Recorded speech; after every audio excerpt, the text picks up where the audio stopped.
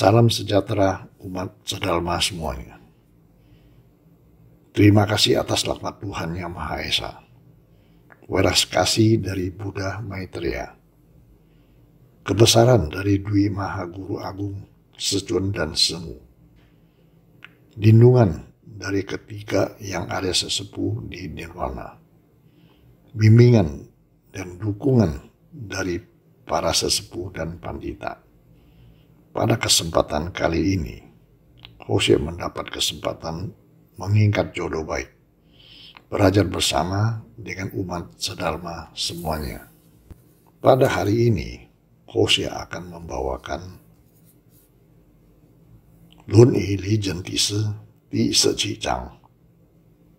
Lun Yi Li Zhen Di Si bab ke-17. Jian xian si qi yan.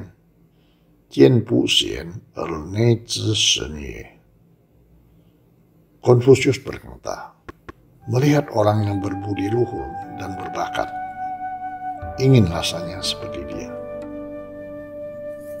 Berpikir dalam hati bagaimana cara belajar baru bisa seperti dia. Sebaliknya, melihat orang yang tidak baik budi dan tidak mencari kemajuan, renungkan dan introspeksi diri sendiri. Apakah ada kesamaan masalah dengannya? Meninjau akan diri sendiri, ingatkan diri Anda untuk terus meningkatkannya. Jangan mundur. Jian xian si qi yan. Ada kata jian di sini. Artinya, ada pengetahuan, pengalaman dapat benar-benar memahami perbedaan. Baru bisa dengan pengetahuan dan penglihatan bedakan yang berbudi luhur dan tidak berbudi luhur. Maka itu kata jian di sini sangat penting. Seorang yang berbudi luhur atau orang bijak lebih bijaksana daripada pria terhormat. Secara sederhana, harus berkarakter moral, kemampuan akademis, jalankan praktek. Ketiganya bisa dilakukan, baru layak disebut orang bijak. Seorang bijak dan seorang budiman, niat mereka semua bagai tanda kutip hanya untuk orang bijak, orang budiman. Itu memalukan. Bahkan jika orang lain semuanya penjahat dan hanya sendiri adalah seorang bijak, orang budiman ini adalah kurangnya empati, akan merugikan kebajikan. Tepat, ini malu besar buat seorang bijak dan seorang budiman.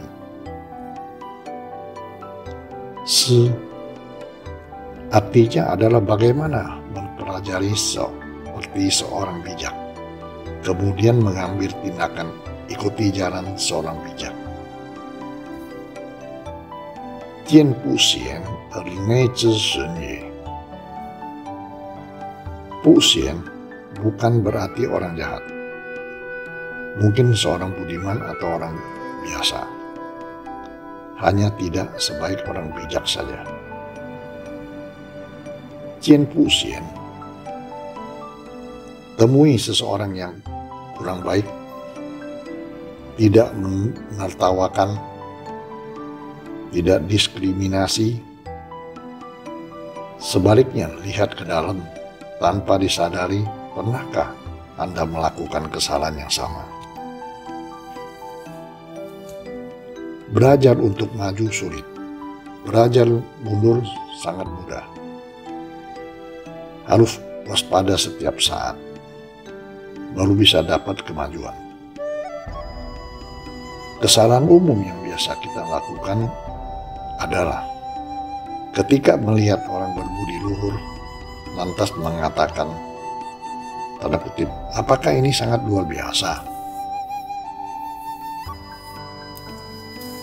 Sikap ini mencerminkan kesombongan dan iri hati. Inilah cedera paling menyakitkan, menakutkan bagi kami. Jadi ini bukan hanya tentang melihat orang bijak saja. Kita akan tampak kembali, perhatikan ketika kita biasanya tidak melihat orang bijak, bagaimana kondisi sendiri pada saat itu. Melihat sesuatu hal apa saja. Apa dia lebih baik dari aku? Apakah saya akan merasa tidak puas dengan diri saya sendiri, bahkan cemburu padanya?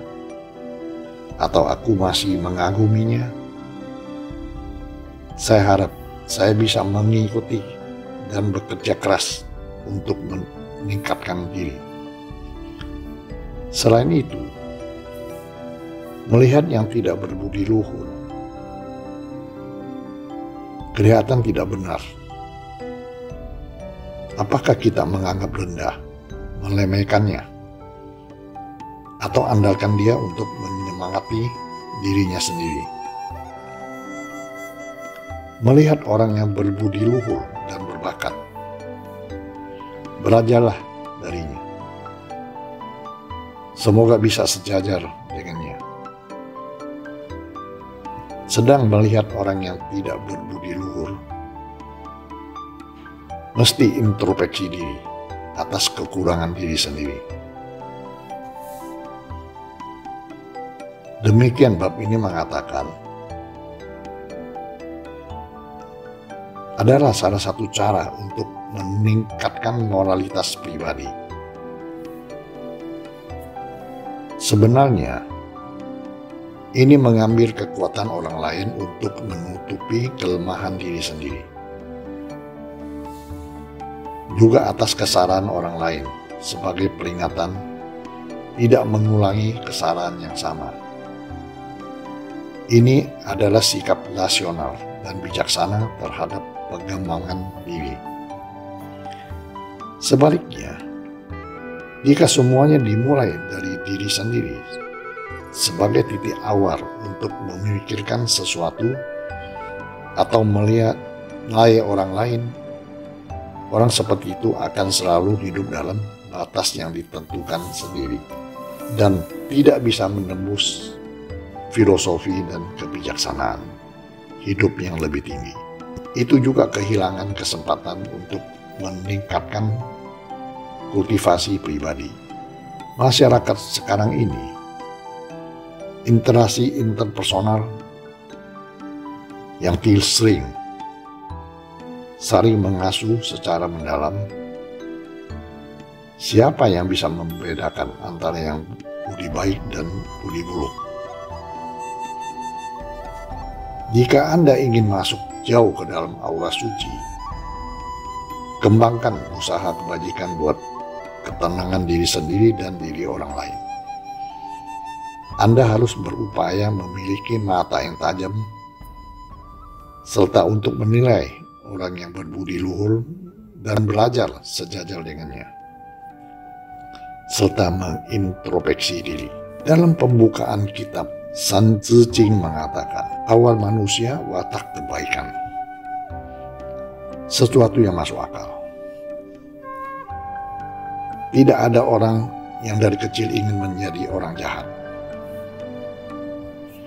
Namun, karena lingkungan tempat tinggal berbeda, terhadap permintaan persyaratan yang berbeda, lintas hidup juga berbeda,